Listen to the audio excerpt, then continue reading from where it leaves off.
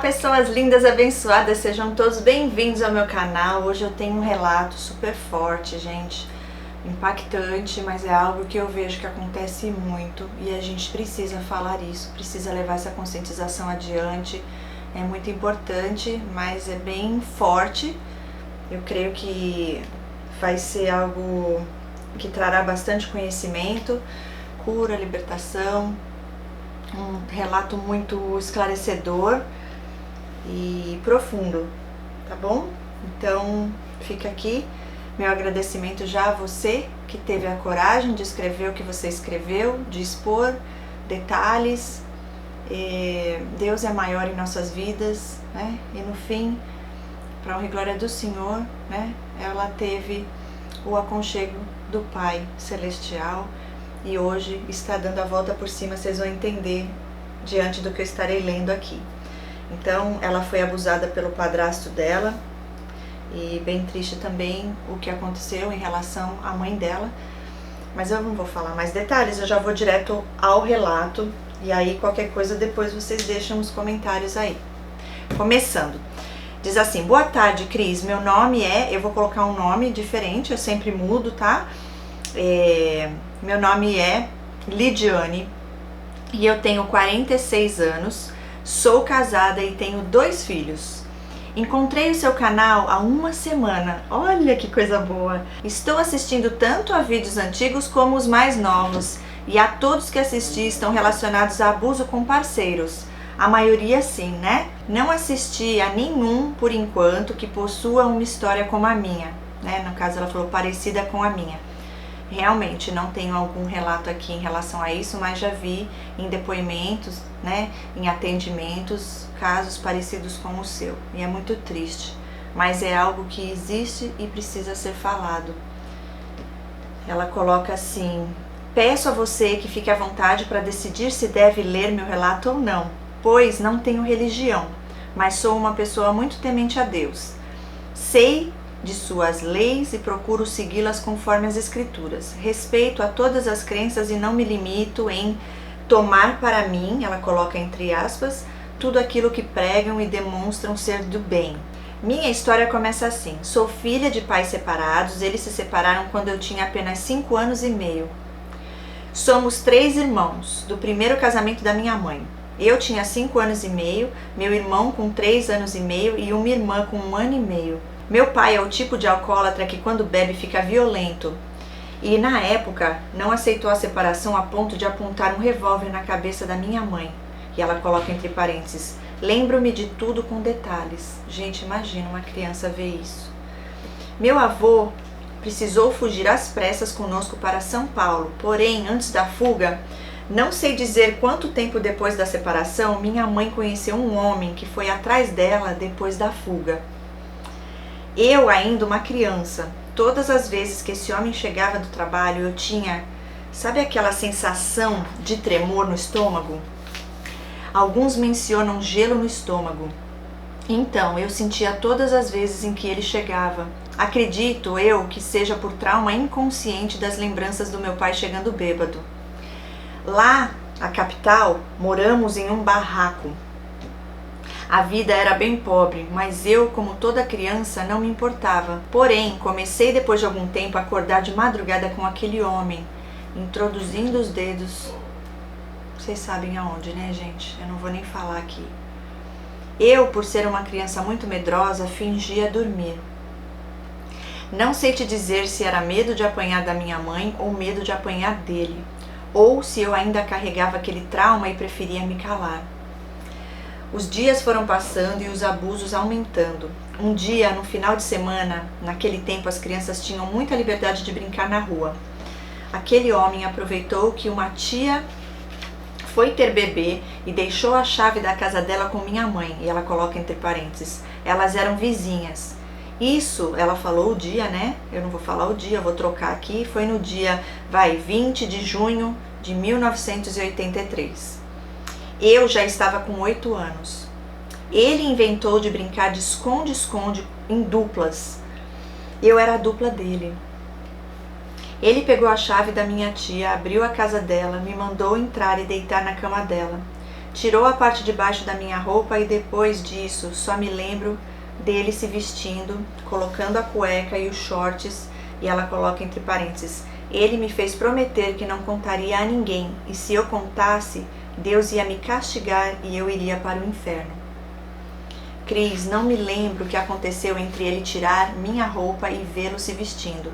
Tenho medo até de me lembrar.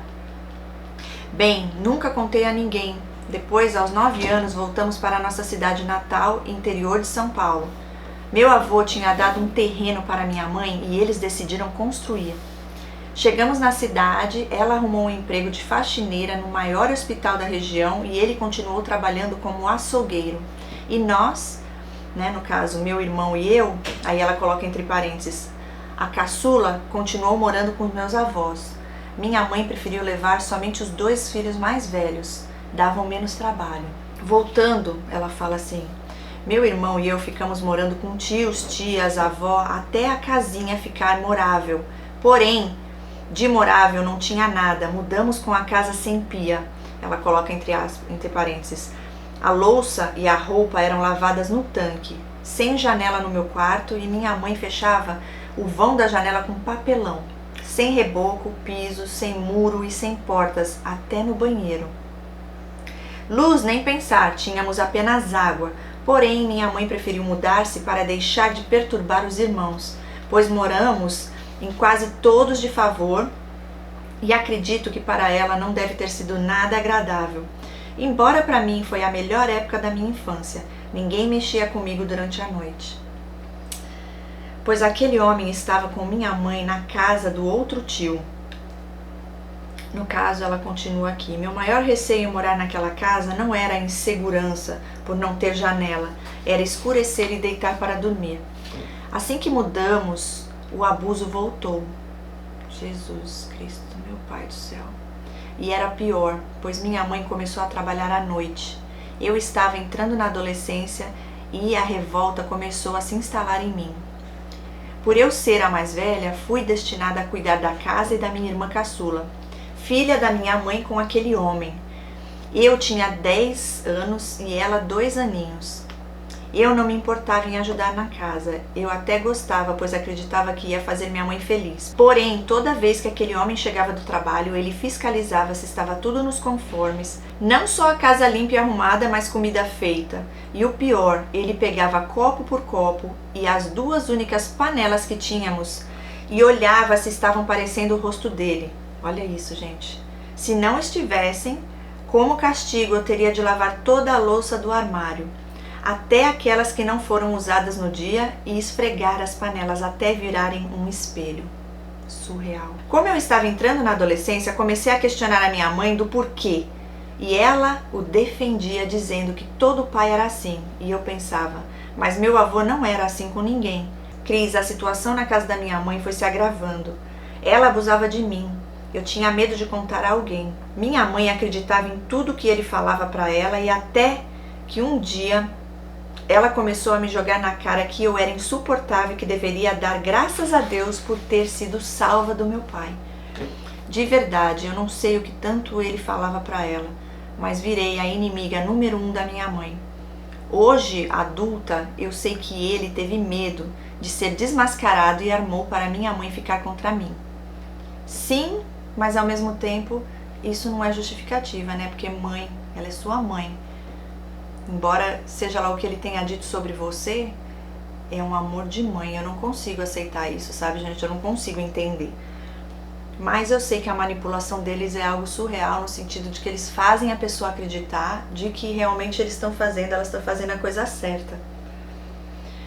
Mas Deus é maior. Eu nunca contei nada a ninguém, nem para as amiguinhas da escola. Sempre fui muito retraída, calada e muito estudiosa. E ela coloca entre parênteses: eu queria deixar de ser pobre. Era o meu pensamento, kkkk. Minha mãe ficou tão contra mim que para tudo ela me falava que eu deveria ser grata por não estar vivendo com o meu paizão, pois eu já sou a cara dele e como ele não presta, eu não era diferente. Uau! Era assim que ela se referia a mim quando queria me ofender. Ah, esqueci de mencionar, fui criada para odiar o meu pai. Foi tão terrível que até hoje tenho um trabalho intenso para conseguir me olhar no espelho. My God. Isso eu conto depois, ela coloca entre parênteses. Voltando. Eu comecei a ser mal vista pelos meus tios, tias e até avós. Começaram a me tratar como se eu fosse cometer um crime. Para tudo me falavam que eu era tranqueira igual meu pai. Cris, você não tem ideia o quanto me dói até hoje me lembrar disso. Na época eu não tinha ideia do motivo daquilo tudo e comecei a acreditar que eu era como meu pai e que não merecia a atenção de ninguém. Meu pai. A vida continuou, me isolei nos estudos na casa da minha mãe. Eu não brincava. Todos os meus brinquedos foram jogados fora assim que minha mãe delegou a casa para meus cuidados. A desculpa dela e a do meu padrasto era que eu não tinha mais idade para brincar. E ela coloca entre parênteses, eu tinha apenas 10 anos. E que se eu me preocupasse com brinquedos, deixaria a minha responsabilidade de lado. E ela coloca de novo entre parênteses, era ser dona de casa na ausência da minha mãe. Os maltratos eram tão corriqueiros que um dia aquele homem resolveu dar banho no meu irmão. Não me lembro da idade dele, mas já morávamos naquela casa. Cris, meu irmão saiu do banho choroso. Depois, a hora que estávamos juntos, ele me mostrou as costas dele. Aquele homem esfregou tanto as costas do meu irmão que o deixou em carne viva. O pior foi que a minha mãe não fez nada. E sabe o que fizemos? Eu e ele nos calamos. Éramos medrosos. Se falássemos alguma coisa era capaz de se voltarem contra nós dois. Bem, voltando à vida. Deixei de ser abusada aos 15 anos quando eu menstruei. Cris, a revolta da minha mãe comigo era tão inexplicável que no dia do meu aniversário de 15 anos acordei feliz. Eu sabia que não iria ganhar presente, mas esperava um parabéns, né? Que não veio de ninguém, nem da minha mãe. No dia eu comentei assim, mãe, hoje é meu aniversário, estou fazendo 15 anos. Falei feliz e tive como resposta que para ela não fazia diferença, que era um dia como outro qualquer. Aquele comportamento da minha mãe me frustrou tanto que eu não me recordo como fiquei. Aos 16 anos comecei a trabalhar e ela coloca em letra maiúscula, liberdade, uhul! Comecei a trabalhar em uma autoescola. A gerente era super amável e me ensinou tudo o que eu precisava. A primeira vez que eu recebi um feliz aniversário foi dela. Ai, gente, isso é muito triste. Ela coloca entre parênteses, aquilo me emocionou a ponto de me fazer chorar.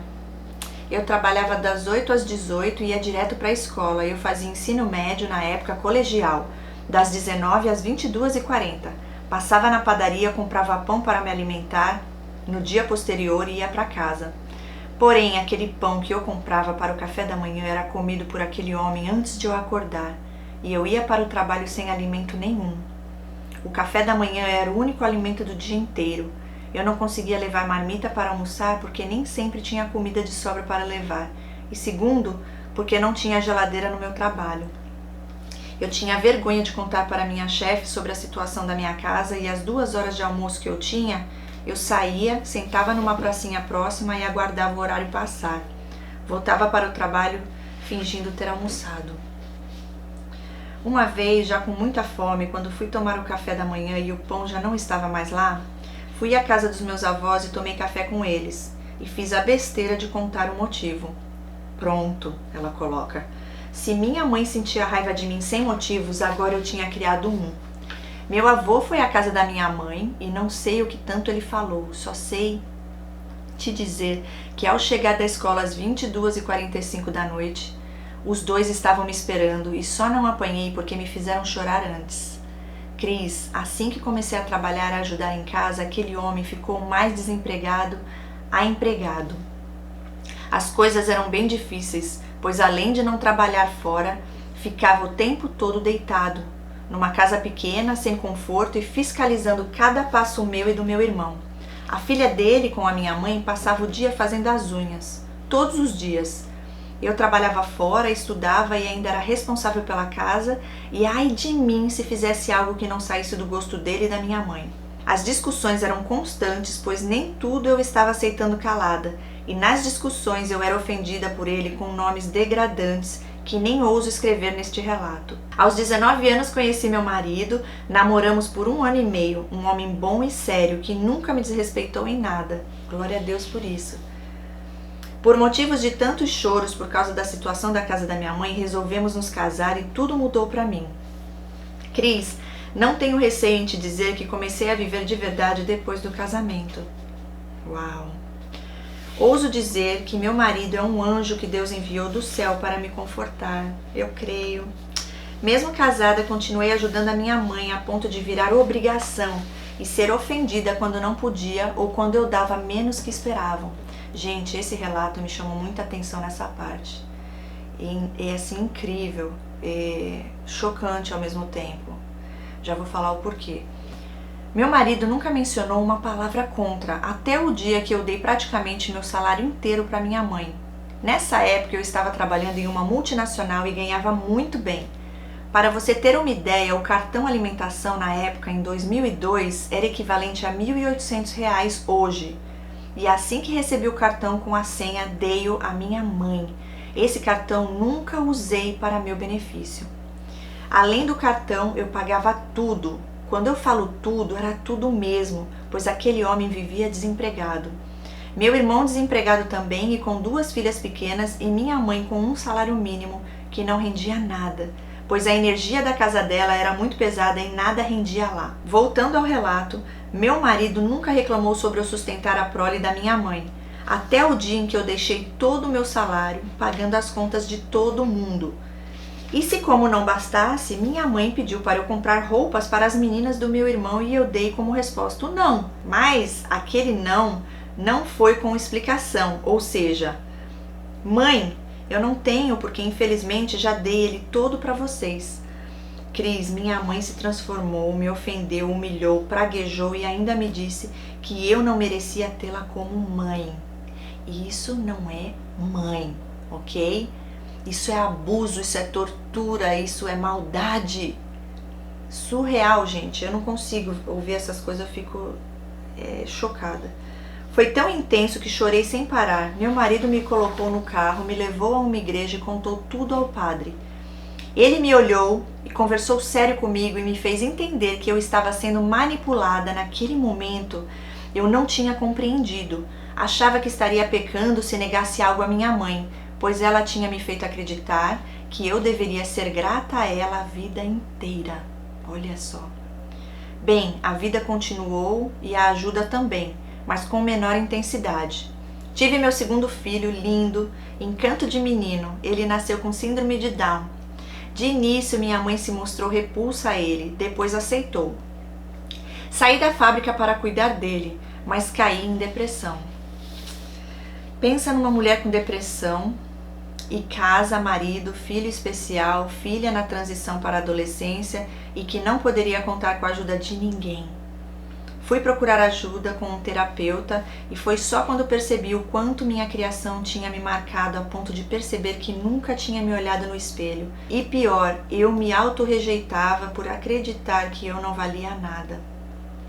Por isso, sempre fazendo tudo pela sua mãe, tanta coisa que foi jogada ali em cima de você, medos, culpas e também em busca desse amor, né, que ela nunca te deu de verdade, genuinamente. Ok, ela diz assim, respirei fundo e decidi mudar aquilo. Eu já estava com 40 anos, entrei no balé, era só balé, e comecei a tentar me olhar no espelho, mas não consegui. Eu não gostava do que via e não entendia como meu marido podia gostar de uma mulher como eu, magra, nariguda e feia. Mas mantive a determinação e continuei. Sua linda. Ai, meu Deus. Mesmo com um salário menor, mantive a ajuda para minha mãe. Ela nunca cobrou nada dos meus irmãos, só eu era responsável por ela. Segundo o comportamento dela conosco, e eu nunca comentei nada com ninguém e nunca reclamei em ajudá-la, mas naquele momento era somente ajuda. Eu não mais a sustentava. Aos 42 anos, minha mãe descobriu um câncer. Foi no dia 25 de agosto de 2017.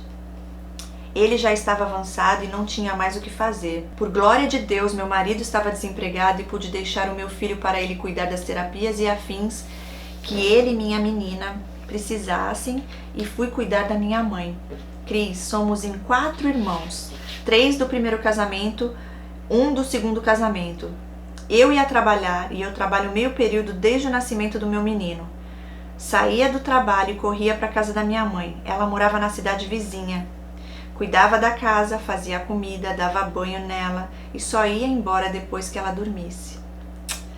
Codependência total, né, gente? Um coração doador é algo que realmente é lindo, mas ao mesmo tempo sofredor.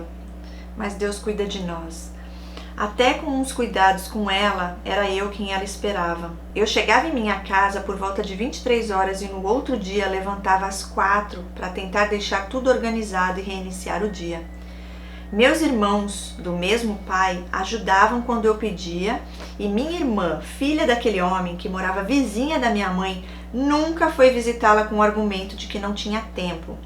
Enfim, minha mãe faleceu dia 17/10 do mesmo ano. Teve uma sobrevida de 45 dias. Cuidei de tudo, funerária, velório, enterro e óbito. Não chorei, não consegui e dias depois surtei, pois estava próximo do meu pagamento e eu não sabia o que fazer com o dinheiro que era destinado à minha mãe. Enfim, sobrou aquele homem que adoeceu logo depois. Meu irmão e eu cuidamos dele, mas o meu irmão e a filha dele, que poderia ajudar-nos, não se importou com ele, ok. Mas o meu irmão e a filha dele, que poderia ajudar-nos, não se importou com ele e o deixou aos nossos cuidados. Incrível, gente. 4 meses depois ele faleceu. Cris, perdoe-me. Espero que seus seguidores também não pensem mal de mim, mas me senti aliviada com a morte dele. Porém, chorei muito. O que não chorei na morte da minha mãe, chorei com a morte dele. Hoje, depois de muito me autoanalisar, percebo que chorei porque eu esperei por um pedido de perdão que não veio. Hoje, me questiono se minha mãe era tão narcisista quanto aquele homem ou se ela foi fortemente manipulada por ele. Ai, Senhor, meus tios, depois da morte dos dois, souberam de toda a verdade. No início percebi que eles tiveram dó de mim, mas depois mostrei a eles que sou forte e o que passou, passou. Embora eu ainda sinta um pouco de lágrima no coração, mas finjo estar tudo bem. Você se lembra que iniciei o balé? Ela pergunta pra mim. Pois é, hoje eu faço balé, jazz, sapateado contemporâneo, dança do ventre e flamenco. Me apresento no Teatro Municipal da minha cidade, estou começando a me aceitar e conseguindo me olhar. Que lindo, gente. Lindo demais. Não tenho contato com meu pai, algo me diz que ele não deve ser um monstro que me pintaram, embora eu tenha algumas memórias. Perdoe-me pelo relato tão longo, não foi longo. Ok, mas eu precisava me abrir e saber sobre o seu olhar para a minha história. Como te falei no início, não tenho religião, mas sempre acreditei em Deus. Sempre tive a certeza de que Ele esteve do meu lado e Ele é tão bom que me concedeu uma família linda. Um marido sem nenhum vício, me formei, sou pós-graduada em 3 especialidades. Uau, parabéns! Deus é lindo. Fiz todas as viagens que sonhei, trabalhei em tudo que almejei e construí todos os meus sonhos sem nunca precisar ofender ou magoar alguém. Ah, gente, que linda. Sou-lhe grata por ler meu relato por inteiro. Abraços. Ah, linda, Deus te abençoe. O que eu posso te dizer? Ai, Senhor, tão difícil, né, a gente falar para alguém algo que a gente não viveu na pele. Eu posso só imaginar, né, o que você passou na sua infância, mas olhando para Deus, Ele sempre esteve, como você diz, né, sempre esteve ali do teu lado, cuidando de você, cuidando do seu irmão, guardando vocês diante de todo esse cenário, de todas essas torturas, de todo esse abuso. Deus não permitiu que algo pior acontecesse. Tem coisas que a gente não entende, né? Mas que lá na frente a gente tem, né, a resposta. Que eu posso dizer, eu não tenho preconceito nenhum, né? Eu sou cristã, eu creio em Jesus Cristo como Senhor e Salvador. Eu falo cristianismo, né, no caso ser cristã, porque o cristianismo é a religião que crê que Jesus é o Filho de Deus, que Ele é o Senhor e Salvador, que veio aqui para morrer por nós, para nos salvar. As outras religiões, eu já tive vários estudos de outras religiões, sempre gostei, já estudei sobre, eu já fui católica, fui batizada, fiz primeira comunhão e tudo. Depois eu tive um pouco de interesse pelo espiritismo, mas não no sentido de espíritos, no sentido que vai para o lado das trevas, mas no sentido de acreditar em outras vidas, aquela coisa que a gente via na novela, né?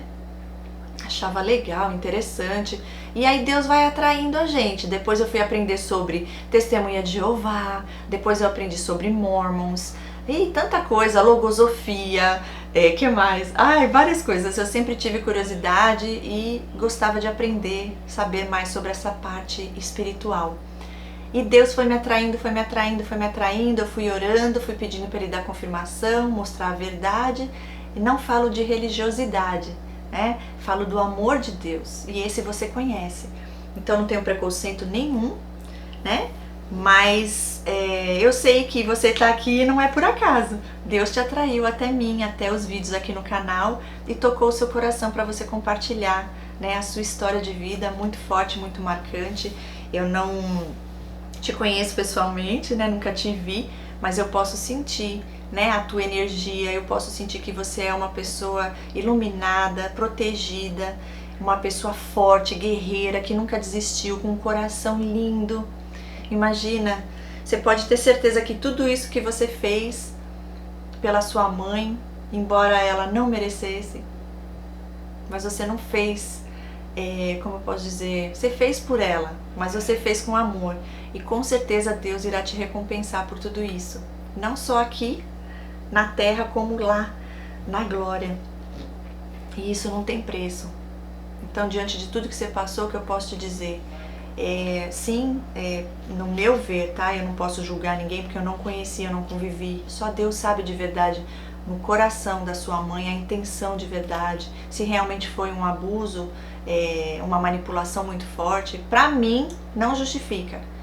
Entende? Pra mim não justifica. Agora eu consigo entender que sim, eles conseguem fazer de uma forma onde faz a pessoa acreditar que a pessoa está fazendo a coisa certa. Por isso que eu digo, eu não posso dizer, diante dessa situação, né? Mesmo porque isso não vai mudar nada na sua vida. O que importa é que Deus sempre cuidou de ti e que Ele continua usando sua vida aqui com esse relato, que eu tenho certeza que vai ajudar muitas vidas. É algo que realmente eu nunca vi de relato falando sobre essa parte. E sim, já vi em alguns atendimentos, né, que algumas pessoas já passaram por isso também, outras pessoas que também já vieram no curso também, que teve a jornada, depois teve o clube e agora temos o curso de terapeutas. Eu não sei, né, o que Deus tem pra você, mas se você sentir aí no seu coração que você quer ser terapeuta, vem fazer com a gente o curso, que é bênção. Vai ser muito bom ter você lá junto com a gente. É cada testemunho que é compartilhado ali, enquanto a gente tá ali nessas 3 horas, na verdade são 6 horas semanais, né? 3 horas na terça e 3 horas na sexta. Mas eu falo assim, gente, orem, peçam confirmação de Deus, porque é um trabalho lindo, mas não é para qualquer um. Qualquer um, eu digo, não é para a pessoa que Deus não tem isso como propósito de vida, porque senão você não aguenta. Eu creio que Deus, quando Ele nos revela sobre esse transtorno, para quem Ele revelou, principalmente na parte espiritual, é porque Ele já está nos levantando para fazer algo nesse sentido, para levar essa conscientização e para levar essa ajuda às pessoas que estão precisando. Então eu falo, gente, vocês têm noção do que essas pessoas fizeram com a gente, né? Do que a gente sofreu, mas Deus sempre cuidando, Deus sempre no controle, Deus sempre protegendo, enviando seus anjos. E aí agora você poder ajudar outras pessoas, e aí vem as pessoas para você ajudar e falar, eu passei por isso, eu passei por abuso, meu padrasto, você fala, nossa gente, a pessoa nem sabe que eu já passei por isso também, mas tem algo em você que vai atrair essa pessoa, que é Deus, e você vai poder ajudar essa pessoa a passar por esse processo de cura, libertação, de perdão. E aí então a pessoa acaba descobrindo o propósito maior de Deus para essa vida, né? Para atrair mais pessoas para o reino de Deus. Porque aqui é passageiro, né? Mas depois daqui é eterno. Então, gente, é isso. Linda, eu fico muito grata, né, por tudo que você colocou aqui pra gente. Eu fiquei, sim, emocionada e me tocou o coração. Eu senti a sua dor, eu senti as coisas que você passou diante do que você descreveu. E eu senti o seu amor, todo o cuidado que você sempre teve com a sua mãe. E como eu falei, Deus, Ele vai te honrar por isso. Já está te honrando por isso. E graças a Deus a sua família é uma família abençoada. Deus não vai permitir que isso prospere nas novas gerações. Então que Deus abençoe a sua vida, abençoe a vida dos seus filhos, da sua família, que te guarde todos vocês, proteja e livre sempre de todo mal. É isso. No caso aqui no finalzinho, você falou mais alguma coisa? Deixa eu ver aqui. Você viajou, almejou construir todos os seus sonhos.